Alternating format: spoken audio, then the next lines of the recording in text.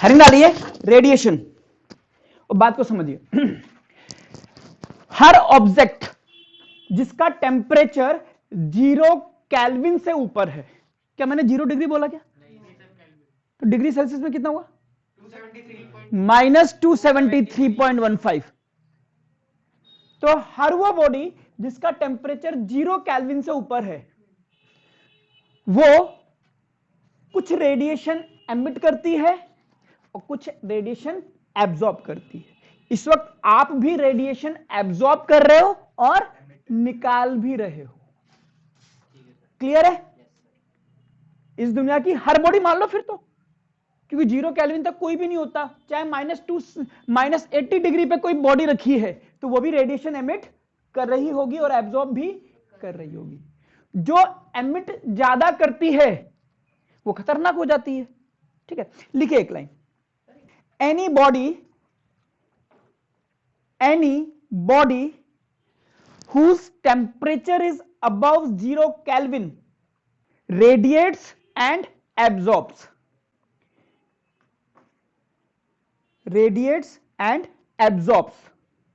heat radiations in form of electromagnetic waves। ऐसा होता क्यों है वो समझिए। 0 केल्विन से ऊपर जैसे टेम्परेचर होता है उस बॉडी के जो एटम्स होंगे वो वाइब्रेट करने लग जाते हैं और इन वाइब्रेशन से क्या निकलती है? वेव। ठीक है, लिखिए इस बात को आगे। Because the oscillation of the atoms because of the oscillations of the atom। आपको कलर, कोई भी चीज रेड कलर की दिख रही है, येलो कलर की दिख रही है, इसकी क्या वजह होती है? हाँ, उस पर लाइट पड़ रही है और वो रेड रिफ्लेक्ट कर रहा है, आपको वो कलर दिख रहा है, बाकी को एब्जॉर्ब कर रही है। हाँ, एमिट करना। ठीक है, तो ये तरीका होता है कि आपको कोई चीज का कलर क्यों दिखता है, उसकी वजह है लाइट। क्लियर है? लेकिन आप अंधेरे कमरे में आयरन रॉड को गर्म कीजिए, बहुत गर्म कीजिए, वो भी कलर दिखेगा उसका। अब वहां पे कलर की क्या वजह है? वहां पे कलर की वजह लाइट नहीं हो सकती। ठीक है, वहां पे वजह है radiation.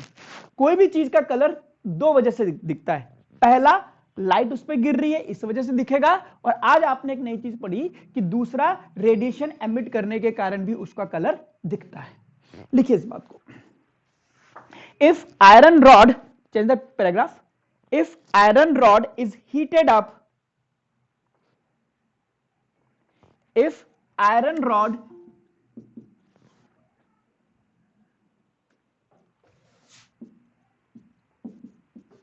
is heated up, it first appears red,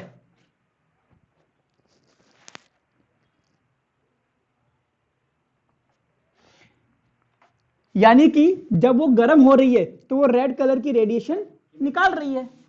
अब आप उसको और गर्म करोगे तो वो दिखेगी आपको orange,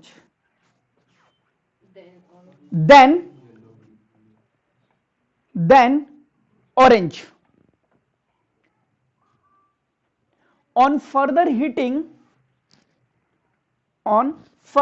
heating it shows violet color। क्या बात करता है, गर्म तो करो आप। It shows violet colours.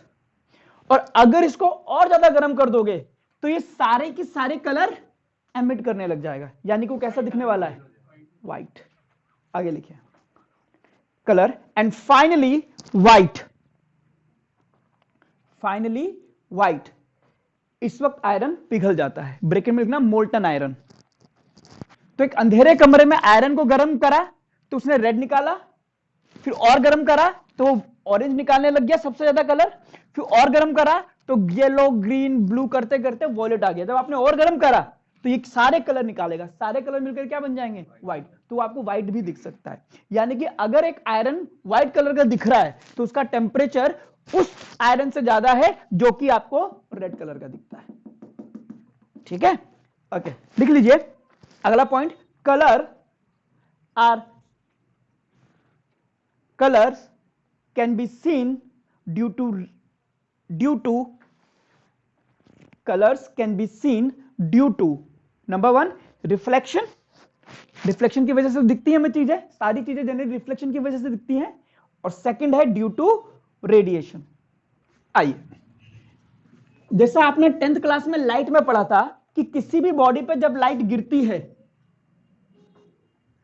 तो उस लाइट का कुछ पार्ट रिफ्लेक्ट हो जाता है, कुछ पार्ट एब्जॉर्ब हो जाता है, और कुछ रिफ्रैक्ट हो जाता है, यानी कि यहां से पास हो जाएगा। यही पढ़ा था आपने, ये इंसिडेंट लाइट, ये रिफ्लेक्टेड, और ये सपोज करो टोटल हीट आपने डाली Q, रिफ्लेक्टेड है QR, एब्जॉर्ब्ड है QA, और ट्रांसमिट हो गई दूसरे में T। तो टोटल जो एनर्जी आपने डाली है that is equal to QA, QR और QT। बोलो, ये टोटल एनर्जी जो आपने डाली है, टोटल रेडिएशन कहीं पे डाला है, टोटल हीट कहीं पे डाली है, उसके 3 ही काम हो सकते हैं। किसी सरफेस पे गिरने के बाद कुछ पार्ट इसका एब्जॉर्ब हो जाएगा, कुछ रिफ्लेक्ट हो जाएगा, कुछ ट्रांसमिट हो जाएगा। अगर इसको मैं Q से डिवाइड कर दूं तो ये हो जाएगा fraction of light which is absorbed, this is the fraction of light which is reflected, and this is the fraction of light which is transmitted. इसको हम बोलते हैं एब्जॉर्प्टिव पावर, इसको हम बोलते हैं रिफ्लेक्टिव पावर, और इसको हम बोलते हैं ट्रांसमिटिव या ट्रांसमिटेड। ट्रांसमिटिव होता ही बढ़िया, मैंने बना दिया। जैसे उससे वो बाहर लग रहा है। इसको मैं सिंबल दे देता हूं A,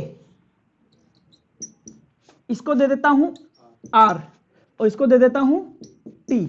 तो basically absorptive power, reflective power और ट्रांसमिटिव पावर का एडिशन क्या आएगा, 1। Right down, done. चलिए लिखिए absorptive power, absorptive power bracket में लिखना है स्मॉल a, स्मॉल a, यही चीज है, कोई नई चीज नहीं पढ़ा रहा मैं, स्मॉल a। देखिए ये सरफेस है, इस पर अगर Q लाइट गिरी है, इंसिडेंट हुई है और एब्जॉर्ब हुई है QA, तो absorptive power is absorbed light upon total incident light. यानी कि अगर किसी पे एब्जॉर्ब लाइट निकालनी है तो इंसिडेंट लाइट को एब्जॉर्प्टिव पावर से मल्टीप्लाई कर दोगे, सिंपल। ठीक है, बनाइए इसको, लिखिए इसमें एब्जॉर्प्टिव पावर के लिए लिखिए, इसके लिए लिखिए it is the ratio of the heat absorbed, it is the ratio of heat absorbed, it is the ratio of the heat absorbed by any body to the total heat energy incidenting, to the total heat energy incidenting।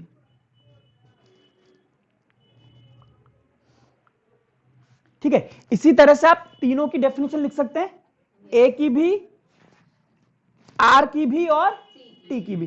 ठीक है, लिख देना bracket में definition of T and R, prepare करो same. ठीक है, okay. अब एक चीज और देखिए, नोट नंबर 2, सपोज करो आपने इस पर 100 जूल की लाइट डाली,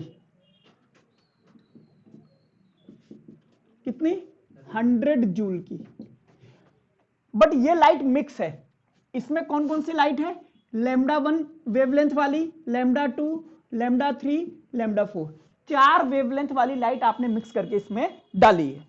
अब इनकी जो टोटल है सपोज करो 100 में से 10 जूल इसकी है, 20 जूल इसकी है, 30 जूल इसकी है, कितना हुआ, और 40 जूल इसकी है। इसमें से यहां पर सारी तो एब्जॉर्ब होगी नहीं, लैम्डा 1 वाली आपने 5 एब्जॉर्ब करी, लैम्डा 2 वाली आपने करी है 15, लैम्डा 3 वाली करी है 20, और लैम्डा 4 वाली करी है आपने 10, 40 गिरी, जिसमें से 10 आपने एब्जॉर्ब करी है। अब अगर मैं बोलूं कि absorptive power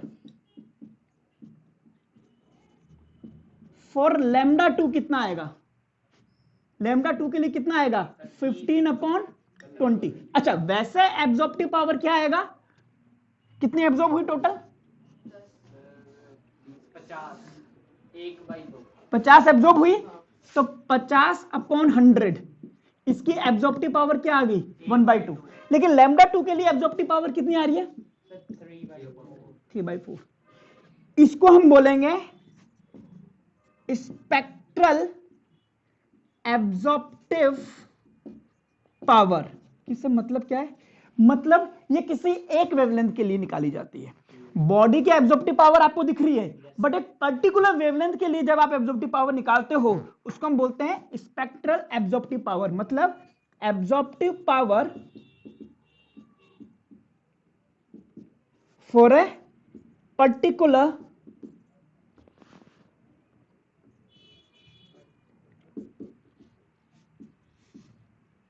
wavelength of light. लिखिए इसको भी,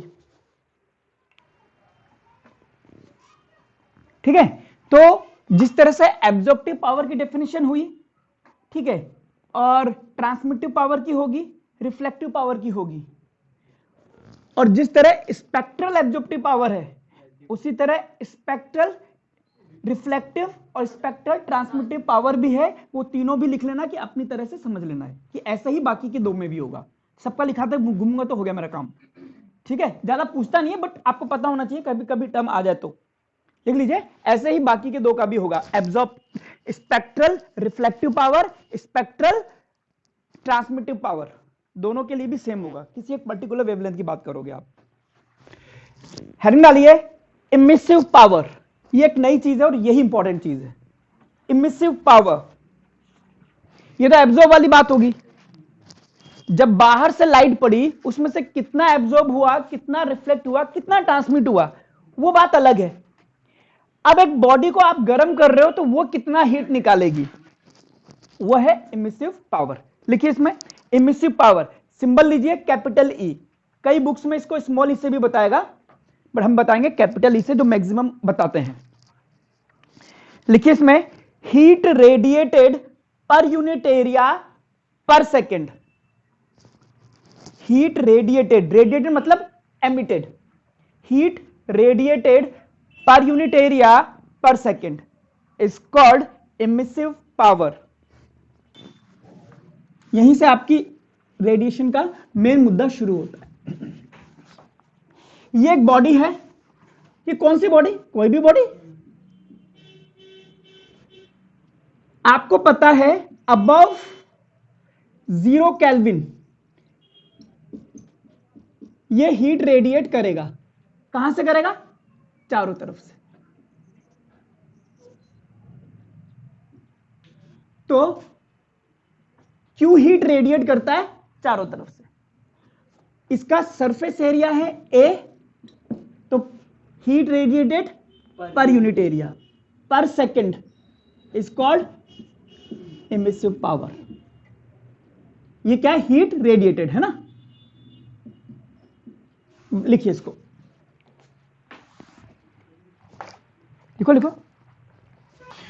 तो इस फॉर्मूले का यूज होगा कितनी हीट कोई बॉडी निकाल रही है उसको निकालने में, दैट इज EAT। ये फॉर्मूला यूज होता है। ई क्या है, इमिसिव पावर, ए उसका टोटल सरफेस एरिया है ना, सरफेस एरिया। इसको हम बोल सकते हैं एक्सपोज्ड सरफेस एरिया, जिससे हीट बाहर निकल रही है। मतलब सपोज करो ये कोई डिस्क है, आर रेडियस है, तो इसका एक्सपोज सरफेस एरिया कितना आएगा, पाई आर स्क्वायर इंटू 2। क्यों? क्योंकि ये दोनों तरफ से हीट निकालेगी, इधर से भी निकालेगी और नीचे वाली साइड से भी निकालेगी। इसको मैंने जीरो माना है, ये जीरो माना है। ऐसा होता है। डिस्क बोला है ना मैंने, इसको सिलेंडर थोड़ा ना बोला है। सिलेंडर बोलता तो तू हाइट बोलता ना, हाइट तो सिलेंडर की होती है ना।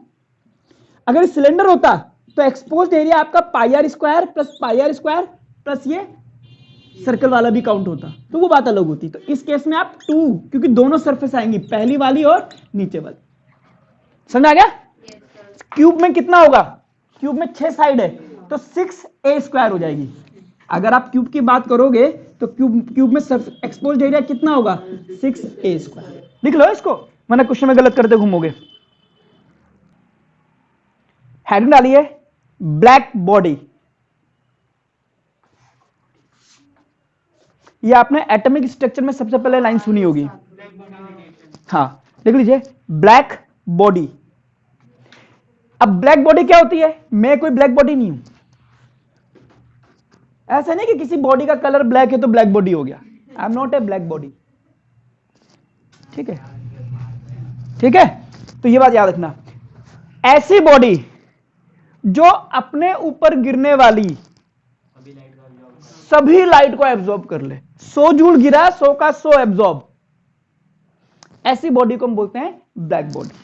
जनरली ब्लैक कलर में ऐसा होता है, इसीलिए जो काले लोग होते हैं वो ज्यादा हीट को एब्जॉर्ब करते हैं, वो ज्यादा ही एमिट भी कर देते हैं। अब वो डंडे से करें कैसे करें, राइट? लिखिए ब्लैक बॉडी के बारे में। अ black body is a body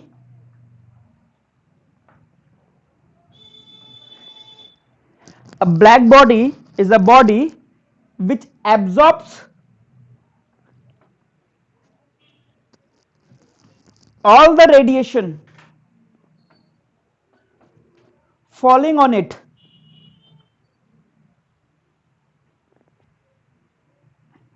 at any temperature.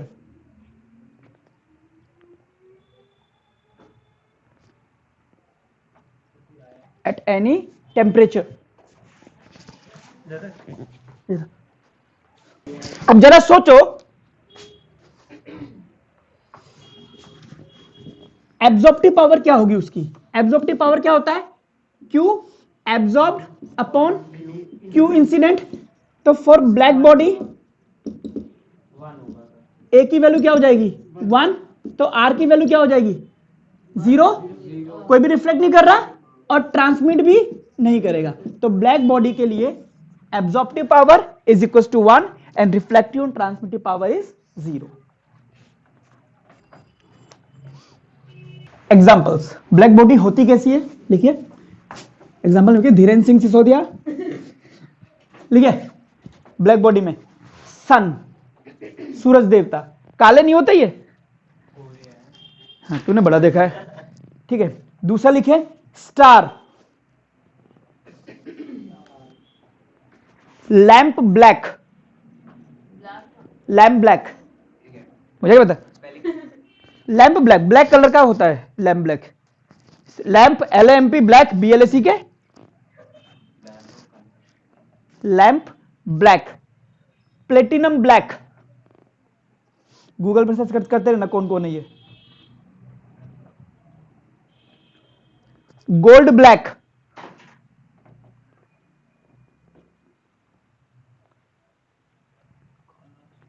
And isothermal enclosure.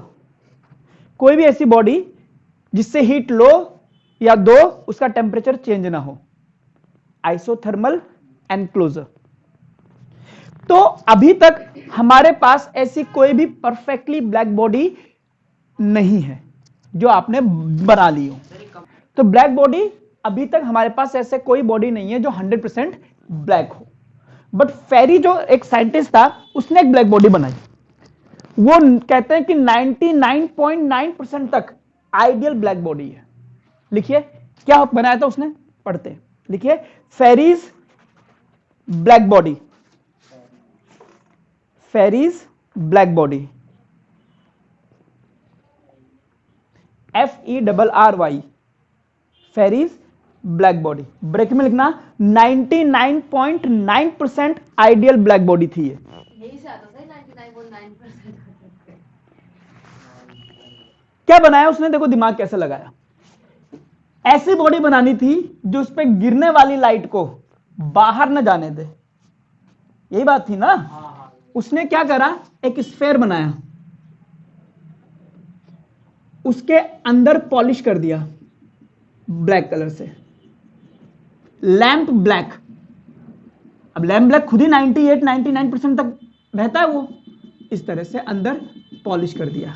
ये था आपके पास लैंप ब्लैक। इसमें एक बहुत सुई के बराबर नोक का छेद बनाया, सुई के बराबर, और इसमें लाइट डाली उसने, और जब ये लाइट गिरी तो जहां पे गिर रही थी वहां पे एक उसने लगा दिया रिफ्लेक्टर। ओहो, अब ये यहां जाएगा, यहां जाएगा, यहां जाएगा, ऐसे करके ये अंदर ही घूमता रहेगा, ससुरा बाहर ही नहीं आएगा। और ये बहुत छोटा छेद था, तो ये as a ideal black body काम कर सकता था। लिखिए, बनाइए इसको।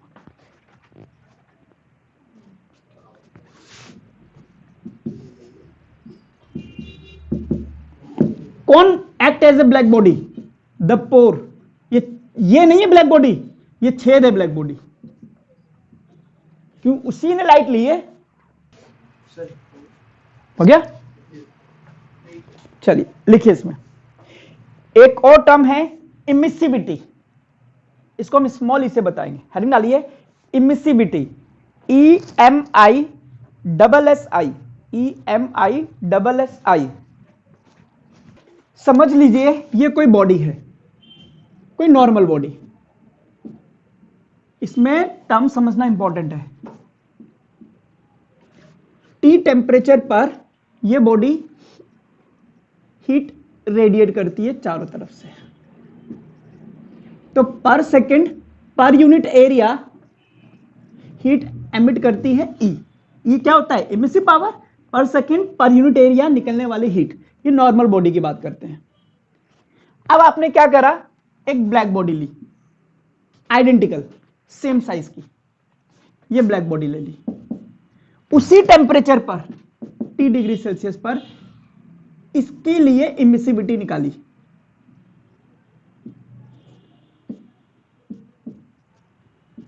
इस तरह से, और इन दोनों का जो रेशियो आया उसको बोला इमिसिविटी। देखिए E इज इक्वल टू, पहले डायग्राम बनाइए और फिर लिखिए, और ये याद रखना नॉर्मल बॉडी की इमिसिव पावर ज्यादा होती है, तो E will be more than 0 and less than equal to 1। लिखिए, लिखिए थ्योरी में लिखिए, स्मॉल e क्या होता है, it is the ratio of emissive power, it is the ratio of emissive power of any body to the corresponding emissive power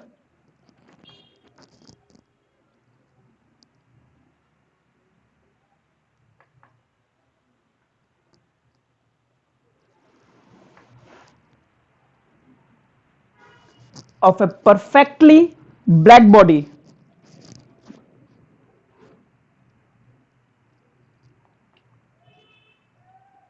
at the same temperature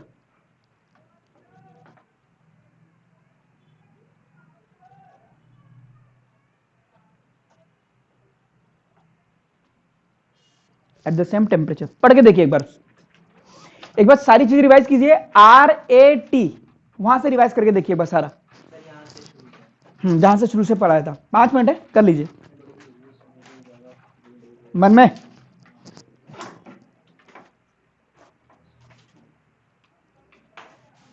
sir corresponding के बाद क्या था?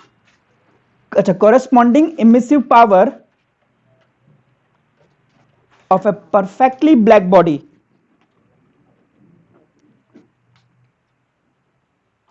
at the same temperature. आइए heading डालिए, Kirchhoff's law. कौन सा law? Kirchhoff's, KRICHO double F, KRICHO double F, Kirchhoff's law. समझना ध्यान से समझना बेटा। ये आपके पास में एक बॉक्स है जिसका टेम्परेचर है 80 डिग्री सेल्सियस। क्लियर? इसमें आपने 3 बॉडी रखी, बॉडी नंबर 1, बॉडी नंबर 2 और एक रखी आपने ब्लैक बॉडी। इन सबका टेम्परेचर था 25 डिग्री सेल्सियस। क्लियर है? तो 25 डिग्री सेल्सियस पर ये कुछ हीट निकाल रहे होंगे कि क्यू रेडियंट, है ना? ये भी निकाल रहा होगा क्यू रेडियंट 1, 2 और ये भी कोई हीट निकाल रहा होगा। ठीक है, ये बी लिख देता हूं, कोई दिक्कत इसमें? और कुछ हीट ये एब्जॉर्ब कर रहा होगा,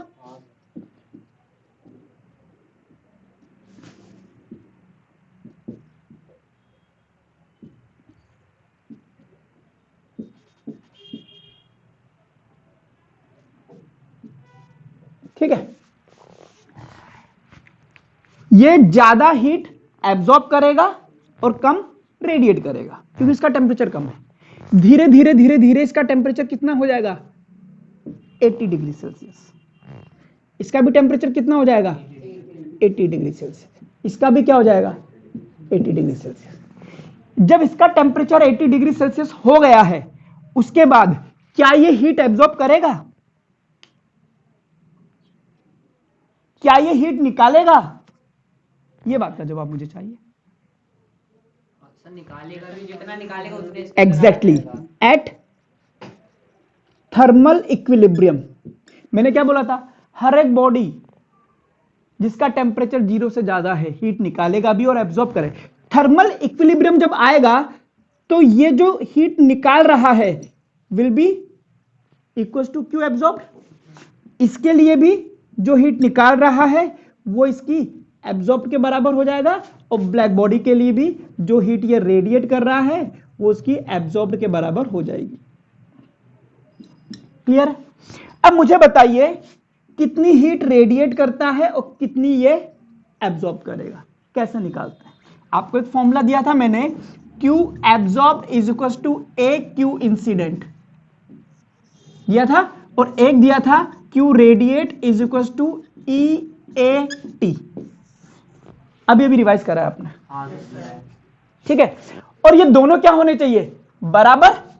तो इसकी अगर एब्जॉर्प्टिव पावर रेडिएट है ना, इसकी इमिसिव पावर E1 है और इसका एरिया A है और टेम्परेचर T है, should be equal to the A Q इंसिडेंट। Similarly for this one E2 AT is equal to, इसकी एब्जॉर्प्टिव पावर मैंने मान ली A2 Q इंसिडेंट, ठीक है? रिफ्लेक्टिव ये क्या है? अच्छा, रेडिएटेड, ठीक है। और इसके लिए कह दूंगा ब्लैक बॉडी के लिए, हाँ। तो क्या मैंने समझाया इसमें वो एक बार फिर से देख लीजिए। ये आपने देख लिया था, यहां पे आपने क्या लिखा था? इंसिडेंट। तो अगर आपने एक बॉक्स में ये 2 बॉडी रखी थी तो जो रेडिएशन इस पे गिरेगी वही इस पे, वही इस पे, है ना? ऐसा तो है नहीं कि इस पे अलग लाइट गिर रही है, इस पे अलग गिर रही है, इस पे अलग। तो इंसिडेंट जो लाइट होगी उसको आप लिख सकते हैं ब्लैक बॉडी की टर्म में। ब्लैक बॉडी पे इंसिडेंट लाइट कितनी होगी?